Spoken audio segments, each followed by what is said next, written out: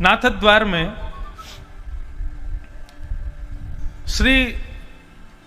श्रीमद वल्लभाचार्य जी महाराज के अर्चक ठाकुर जी बैठे हैं। केवल मेरे अंगूठे के बराबर के लड्डू गोपाल हैं, कितने हजार वर्ष पुराने हैं कोई पता नहीं। उनको कहा जाता नवनीत प्रिया। नवनीत प्रिय यानी कि नवनीत कहते हैं मक्खन को, प्रिय यानी प्रेम करने वाला, मक्खन का प्रेमी, नवनीत प्रिय।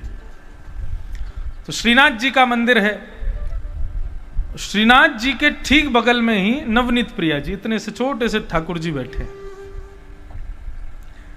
श्रीनाथ जी को यदि 10 रोटियों का भोग आता है तो नवनीत प्रिया जी को 20 रोटी आती है।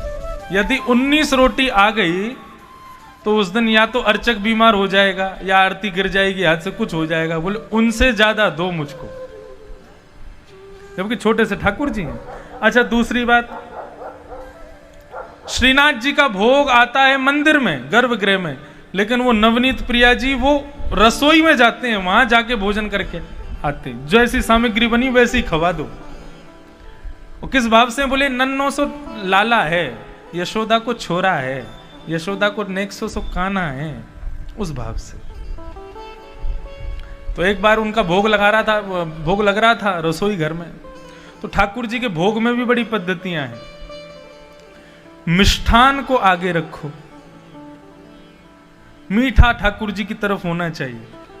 जब थाली ठाकुर जी की लगाई जाती है तो मिष्ठान जो है कुछ भी एक मीठा तो होना चाहिए, वो ठाकुर जी की तरफ पहले करो। भगवान पहले मीठा खाते, फिर मिष्ठान के बाद थोड़ा नमकीन सामान रखो, फिर उसके बाद थोड़े पापड़ और भुजिया आदि वो सब रखो, फिर रोटी रखो। अब आप लोग जैसे लगाएं, आपका अपना रुचि है, लेकिन मिष्ठान ठाकुर जी की तरफ रखो। तो यही क्रम चलता आ रहा था नाथद्वारा में भी। पहले ठाकुर जी के सामने मिष्ठान रखा जाता है। उस दिन पुजारी जी से गलती हो गई, उन्होंने मिष्ठान थोड़ा सा आगे कर दिया, कढ़ी को पहले कर दिया और मिष्ठान दूर कर दिया। अब वो तो भोग लगाने के लिए ठाकुर जी को भीतर विराजमान करके और चले गए। 45 मिनट का भोग लगता है। कई घरों में हम देखते हैं कि सीधा भोग रखा, ठाकुर जी घंटी हिलाई, तुरंत उठा लिया। अरे चखने तो दो उनको, तुमने सीधे रखे उठा लिए। और कई जगह में देखा है कि वहां पर पता है क्या है, स्पेशल एक काला सा एक डिब्बा होगा जिस पे बहुत मेल जम रहा होगा। उसमें अंदर क्या है, काजू, बादाम, किशमिश और मिश्री। ये क्या है? ये उनके भगवान का 12 महीना का भोजन है। सुबह उठते ही नहला धुला के बस काजू बादाम मिश्री रख दो ठाकुर जी को, पूरे दिन वही खाएंगे। वाह, कितना भयंकर व्रत करवा रहे हो ठाकुर जी का।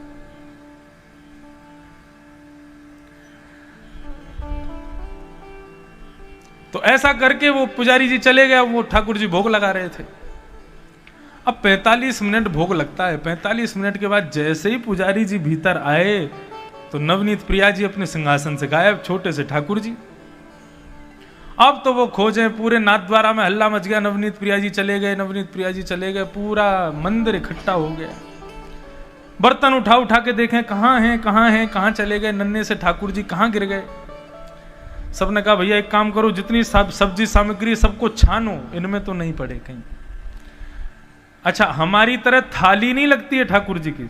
एक और पद्धति, खाली थाली रख दो ठाकुर जी के पास और सारी सामग्रियां रख दो ठाकुर जी के सामने। अब ठाकुर जी स्वयं ले लेंगे, जो उनकी इच्छा होगी अपने आप पालेंगे। ऐसा भी कहीं कहीं नियम होता है।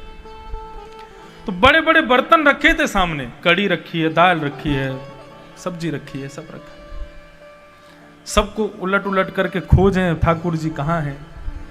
तो सबसे आगे कढ़ी का जब रखा था सिंहासन के पास, उसको जैसे ही छाना उसमें नवनीत प्रिया जी निकल आए। तो पुजारी जी को लगा कि ठाकुर जी को कढ़ी इतनी पसंद है कि खाई नहीं है, उसमें कूद ही गए हैं। तो इसका मतलब आज से ठाकुर जी को कढ़ी का भोग सबसे ज्यादा लगाया जाएगा। अब तो ये स्थिति हो गई, नाथद्वारा में 12 महीना कढ़ी बनने लगी। कढ़ी बन रही है, कढ़ी खवाए जा रहे हैं। बोले ठाकुर जी कूद गए उसको खाने के लिए, तो वो खिलाएंगे। पुजारी जी एक दिन रात्रि सोए थे, ठाकुर जी रोने लगे स्वप्न में आके। पुजारी उठ गए, जय जय, मुझसे कोई अपराध हो गया, आप रुदन क्यों कर रहे हो?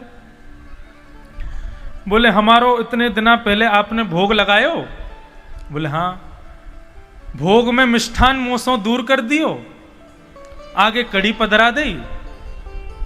बोले हाँ कड़ी पधराई, आपको तो कड़ी प्रिय है। बोले कड़ी प्रिय, कहाँ से प्रिय कड़ी मोकू? बोले अरे आप कड़ी में कूद गए। बोले मैं कड़ी में कूदा नहीं था, मैं तो मिष्ठान लेने के लिए जा रहा था, कड़ी बीच में आ गई, अब हम उसमें कूद गए, आपको लगा कि हमको कड़ी ज्यादा प्रिय है, और तब से आप हमको कड़ी कड़ी कड़ी कड़ी खवाए जा रहे हो। आज से 1 महीना तक अब कड़ी नहीं खिलाना, हमको केवल मीठा खिलाओ। ऐसे ठाकुर जी। ये क्या है? अब ना तो ठाकुर जी को आप देख पाओगे ना सुन पाओगे, लेकिन अनुभव होगा, और यही अनुभव, इसी को आनंद कहते हैं, यही भगवान है। ये अनुभव सबको हो, उसके लिए तो कथा है। गोवर्धन पूजा आती है तो गोवर्धन पूजा वाले दिन नाथद द्वार में 56 भोग लगाया जाता है। सबके यहां लगता है 56 भोग ठाकुर जी को पधराए जाते हैं। लेकिन इस बार मैं नाथद्वारा गया था अभी दिसंबर में, तब मुझे एक और 56 भोग मिल गया। 56 भोग साल में एक ही बार आता है। आप लोग नाथद्वारा कितने लोग गए हो? हाथ ऊपर करो। आप तो कथा में ही गए थे। हाँ तो नाथद्वारा श्री गोवर्धन नाथ प्रभु आज से 500 वर्ष पहले व्रत छोड़ के चले गए वहां पर। तो नाथद्वारा के जो श्रीनाथ जी हैं वहां पर साल भर में एक बार 56 भोग का भोग आता है ठाकुर जी को। किस दिन आता है? गोवर्धन पूजा वाले दिन, क्योंकि उस दिन सब ब्रजवासियों ने लगाया था 56 भोग। लेकिन दिसंबर के महीने में पूष मास जब प्रारंभ होता है तब फिर एक और बार 56 भोग आता है। मैं मंदिर दर्शन करने के लिए गया तो पुजारी जी के साथ बैठ के मैं ऐसी चर्चा करता हूँ, अब क्या हो रहा है, अब कैसे कर रहे हैं, अब ठाकुर जी को आज ये क्यों धराया, आज ठाकुर जी को ऐसे कुंडल क्यों पहनाए, आज ठाकुर जी का ऐसा मुकुट क्यों धराया, इसके पीछे क्या, हर चीज के पीछे कोई अर्थ है। वो ऐसे ही श्रृंगार आपको लुभाने के लिए ठाकुर जी तैयार नहीं हुए, वो हर चीज का एक अर्थ होता है। तो मैंने कहा आज 56 भोग क्यों होता है? तब बोले कि जो 56 भोग गोवर्धन पूजा वाले दिन होता है, तो वल्लभाचार्य जी महाराज जब थे आज से हजारों वर्ष पहले, तो वल्लभाचार्य जी महाराज के 7 सेवाए ठाकुर जी थे, 7 निधि थे उनके। जिस प्रकार हमारे एक लड्डू गोपाल हैं, उनके 7 थे। उन्होंने क्या किया? अपने पुत्रों को दे दिया, उनके पुत्रों ने अपने 7 पुत्रों को दे दिया। अब 7 पुत्रों ने अलग अलग स्थानों पर अपने अपने मंदिर बना लिए, कहीं कोटा में है, इंदौर में है, सूरत में है, आदि आदि ऐसे 7 हैं। उनका गढ़ नाथद्वार है। 56 भोग वाले दिन वो 7 ठाकुर जी आते हैं नाथद्वारा में, और सब अपनी अपनी सामग्री, अपने अपने 56 भोग अपने साथ लेकर के आते हैं, और वहां नाथद्वारा में 7 निधि बैठते हैं और एक साथ 56 भोग 7 बैठ करके श्रीनाथ जी के साथ पाते हैं, भोग लगाते हैं। तो वो तो रहा 56 भोग। अब ये दिसंबर में 56 भोग क्यों लगा? तो मैंने पूछा पुजारी जी से, तो पुजारी जी बोले जब वो 7 लोग आते हैं पाने के लिए 56 भोग, तो हमारे श्रीनाथ जी संकोच में आकर के कम खाते हैं। 7 बैठे हैं, अब 7 लोग टेबल पर बैठे हैं भोजन करने के लिए, तो आप जैसे रोज खाते हो वैसे थोड़ी खाओगे। रोज तो महाराज लिए चावल दाल डाली हाथ से बना के और सीधा मुंह में, और जब कोई साथ में बैठे हो तो बड़े अदब से चम्मच उठाएंगे फिर खाएंगे बना के। ऐसे ही ठाकुर जी जब 7 लोग बैठते हैं तो बड़े अदब से खाते हैं। ये मिष्ठान खाएंगे, ये खाएंगे, नहीं ज्यादा नहीं खाएंगे, थोड़ा थोड़ा खाएंगे।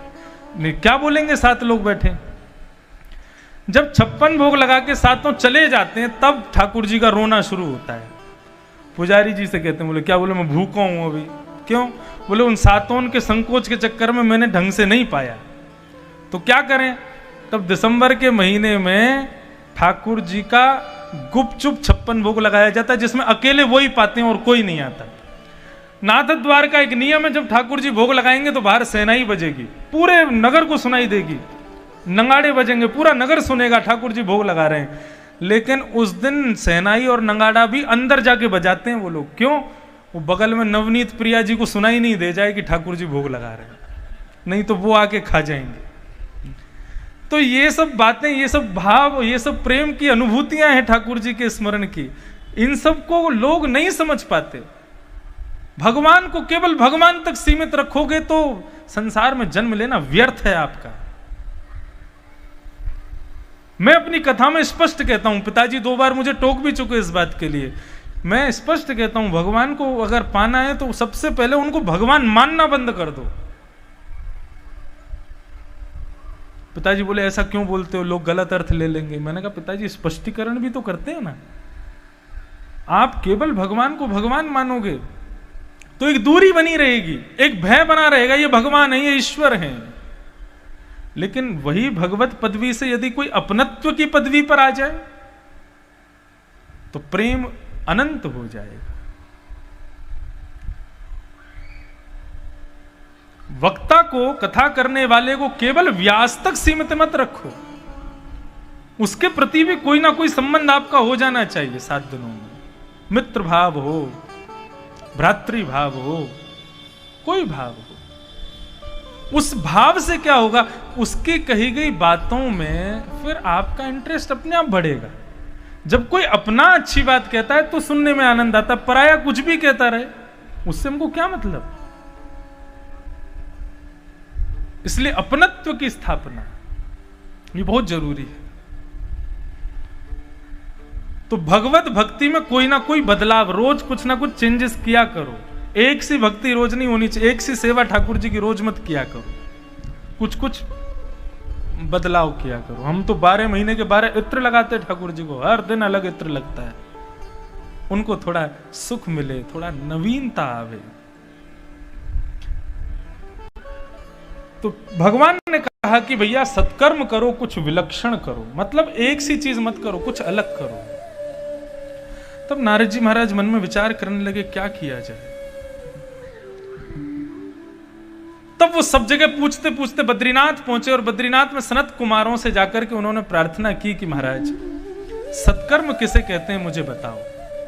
तब सनत कुमारों ने 5 प्रकार के सत्कर्म बताए हैं, ध्यान से सुनिएगा। द्रव्य यज्ञ, तपो यज्ञ, योग यज्ञ तथा परे, स्वाध्याय यज्ञश्च ते तु कर्म विसूचका। 5 सत्कर्म। सत्कर्म यानी कि सत्कर्म किसे कहते हैं, जिससे सबका हित होवे उसको सत्कर्म कहते हैं। और एक बात कहें, अपना हित भी करना सत्कर्म होता है। जो व्यक्ति अपने शरीर का हित नहीं करता, जो व्यक्ति अपने शरीर को व्यसनों में ढाल देता है, जो अपने शरीर को दुनिया भर के भक्ष आदि खिला करके शरीर को बेकार करता है, ऐसे व्यक्ति को महापाप मिलता है और ये शरीर ही पाप देता है उसको। कैसे?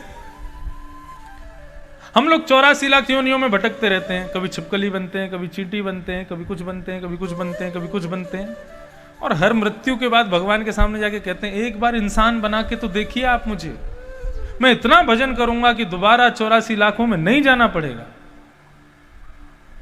तब भगवान कहते हैं ठीक है इस बार इंसान बना दे तुमको, बोले बनाओ। तब भगवान 5 तत्वों को बुलाते हैं, पृथ्वी, जल, तेज यानी अग्नि, वायु और आकाश। इन 5 तत्वों से भगवान फिर लोन लेते हैं, ऋण लेते हैं। क्या? अपना अपना थोड़ा थोड़ा तत्व दो। पृथ्वी अपना तत्व देती है, अग्नि अपना तत्व देती है, जल अपना तत्व देता है, वायु अपनी तत्व देती है, आकाश अपना तत्व देता है। इन सब से मिलाकर के भगवान आपको एक शरीर दे देते हैं। लेकिन आपको जब वो दी जाती है तो फिर भगवान उन 5 से पूछते हैं कि ये लोन तो हमने लिया, इसमें इंटरेस्ट क्या बैठेगा?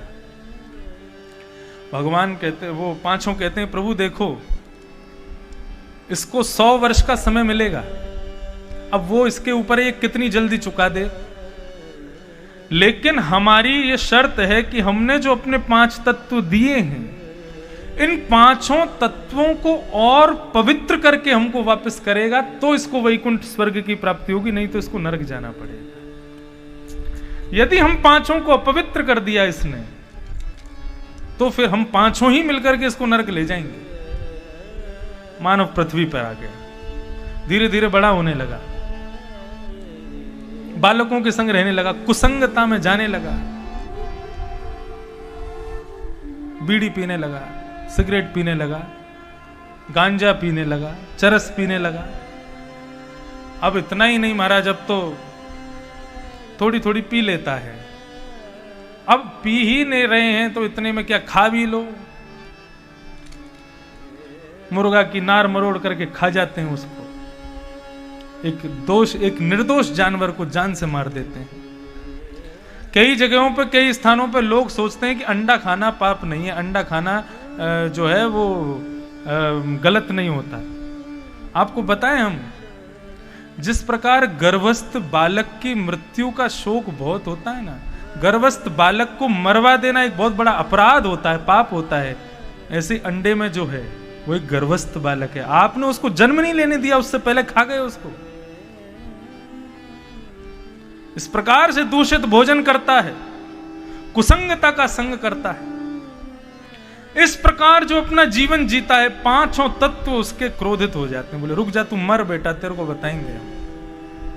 फिर जब उसकी मृत्यु होती है और पांचों तत्व अपने तत्वों को लेने से स्वीकार नहीं करते, क्यों? क्योंकि दूषित कर दिए। तब भगवान से जाके कहते हैं, आपने जिम्मेवारी दी थी, आपने अपनी जिम्मेवारी पर कहा था कि इसको 5 तत्व दो, हमने दे दिया, और इसने क्या किया? तब भगवान कहते हैं कि अब तुम्हारे हवाले है ये, जो करना चाहो करो। तब 5 तत्व उसको नरक लेकर के जाते हैं, और नरक में जाकर के फिर यमराज जी से कहते हैं, इसने हमारे साथ हमारा लोन नहीं चुकाया, इसने सही ढंग से नहीं चुकाया, अब आप देख लीजिए। फिर यमराज उसको उल्टा सीधा जो भी करता है, यम के नरक के बहुत सारे गुण बताए गए। उन सब को करने के पश्चात फिर जब उसका दोबारा जन्म होता है, तो दोबारा जन्म लेता है तो एक पापी खानदान में ही जन्म लेता है, फिर दोबारा पाप करता है, फिर उल्टे सीधे काम करता है, फिर नरक जाता है। एक बार यदि आपने 5 तत्वों के साथ में खिलवाड़ किया तो एक नहीं अनेक जन्मांतरों तक आपको नरक जाने से कोई नहीं रोक सकता। इसलिए 5 तत्वों से बना हुआ ये शरीर है, इस शरीर को हमें वापस करना है। ये कोई फ्री में हमारा हमको मिल नहीं गया, ये लोन है हमारे पास में शरीर। इस लोन को सही ढंग से चुकाने के लिए कथा सुनो, तीर्थ यात्रा करवाओ इस शरीर को।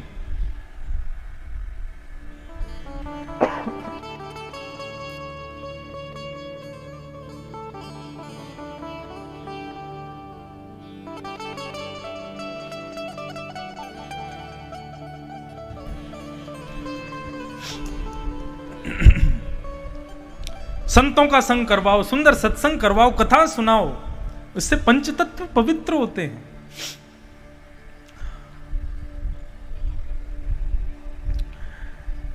तो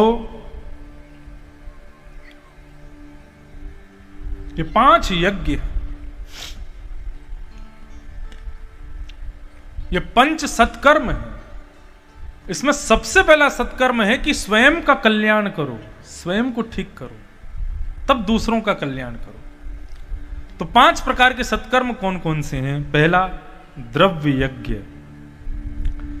द्रव्य यज्ञ किसे कहते हैं? भगवत स्मरण में, भगवत भजन में जो धन का व्यय आप करते हो, तीर्थ यात्रा के लिए, वृंदावन जाने के लिए, किसी तीर्थ स्थान पर जाने के लिए जो व्यय आप करते हो, उसको द्रव्य यज्ञ कहते हैं। वो भी एक यज्ञ है, लेकिन वो सबसे निम्न क्वालिटी का यज्ञ है, सबसे छोटी क्वालिटी का यज्ञ है।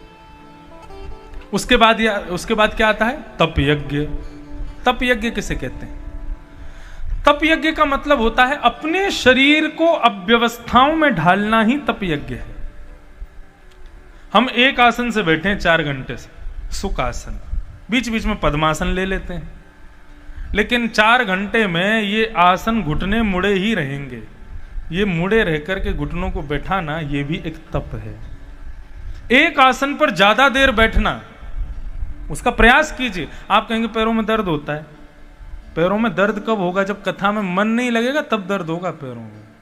ऐसा नहीं हमारे पैरों में दर्द नहीं होता है, लेकिन पूरा ध्यान कथा में होता है, इसलिए पैरों का दर्द अनुभव नहीं होता। कितना भी कष्ट हो, कितना भी संकट हो, कितनी भी बड़ी चिंता हो, लेकिन कथा में जब मन लगता है तो फिर वो सब चीज स्मरण में नहीं रहती। ठीक उसी प्रकार तप यज्ञ किसे कहते हैं? अपने शरीर को थोड़ी अव्यवस्था दिलाओ, दे करके भगवत भजन करो, उसको कहते हैं तप यज्ञ। उसके ऊपर क्या आता है? द्रव्य यज्ञ, तप यज्ञ, और तत्पश्चात आता है स्वाध्याय यज्ञ। नहीं, सबसे पहला है द्रव्य यज्ञ, फिर तप यज्ञ, फिर योग यज्ञ। योग किसे कहते हैं? योग किसी प्राणायाम व्यायाम आदि इन सबको योग नहीं कहते, उसको भी योग कहते हैं। गीता के प्रत्येक अध्याय का नाम क्या? भक्ति योग, ज्ञान योग। योग वहां पे कोई भगवान प्राणायाम सिखा रहे हैं आपको, तो फिर योग क्यों कहा जाता है? योग का मतलब होता है मिलना, समन्वय, उसको योग कहा जाता है। अपने शरीर को स्वस्थता से मिलाना, उसको योग कहा जाता है। ऐसे अपने शरीर को भक्ति से मिलाना, वो भक्ति योग कहा जाता है। अपने शरीर को ज्ञान से मिलाना, वो ज्ञान योग कहा जाता है। कर्म से मिलाना, कर्म योग कहा जाता है। योग का मतलब मिलाना, मतलब अपने शरीर को सुंदर संतों से मिलवाओ, सत्संगियों से मिलवाओ। वो मैं भागवत की दुकान खोल के बैठा था, पूरी तो बेकी नहीं पाया। अब याद आया मुझे, भा से भक्ति बेकी थी, ज्ञा से ज्ञान बेका था। उनके लिए क्या क्या व्यय करना है? भा के लिए, भक्ति के लिए भाव का व्यय करना है, ज्ञान के लिए जिज्ञासा का व्यय करना है। जिज्ञासा होगी तो ही ज्ञान मिलेगा। और फिर उसके बाद आता भाग व यानी कि वैराग्य। वैराग्य के लिए दृढ़ता का व्यय करना पड़ेगा। वैराग्य तब तक नहीं आएगा जब तक हृदय में दृढ़ता नहीं हो। लोग 7 दिन कथा सुनते हैं, उनके भीतर वैराग्य आ जाता है। अब क्या करेंगे? बोले कुछ नहीं करेंगे, अब इंद्रेश जी के संग ही रहेंगे। जहां जहां कथा करने जाएंगे इनके संग कथा सुनेंगे। घर वाले सुनते नहीं हमारी, कोई हमारा काम करता नहीं है, अब कोई घर में नहीं रहना, इन्हीं के संग रहना है। कितनी बार लोग कह देते हैं ऐसा, हमारे बच्चों की शादी हो जाएगी, हम आपके संग ही रहेंगे। ठीक है, आ जाना। फिर हम कहते हैं अब आ जाओ, बच्चों की शादी हो गई, अब बच्चे तो हो जाएं, उनको देख लें फिर आ जाएंगे। ये जीवन भर के सब नाटक हैं, कोई नहीं रहता। तो वैराग्य के लिए दृढ़ता चाहिए। दृढ़ता का व्यय करोगे तो वैराग्य मिलेगा। तो भक्ति, ज्ञान, वैराग्य, भ ग व और त के लिए क्या करना है? त्याग। त से त्याग। किसका त्याग कीजिए? किसको छोड़ना है? तजिए हरि विमुखन को संग। श्री सूरदास जी कहते हैं, जाके संग कुमति उपजत है, जाके संग कुमति उपजत है, पड़त भजन में भंग, पड़त भजन में भंग। जाके संग कुमति उपजत है, जिसके साथ रहने से बुद्धि हमारी वो सोचने लग जाए जो हमने कभी नहीं सोचा। जो दूषित भाव हमारे मन में कभी नहीं आया, वो जिसके संग रहने से आने लग जाए, उसको छोड़ दो।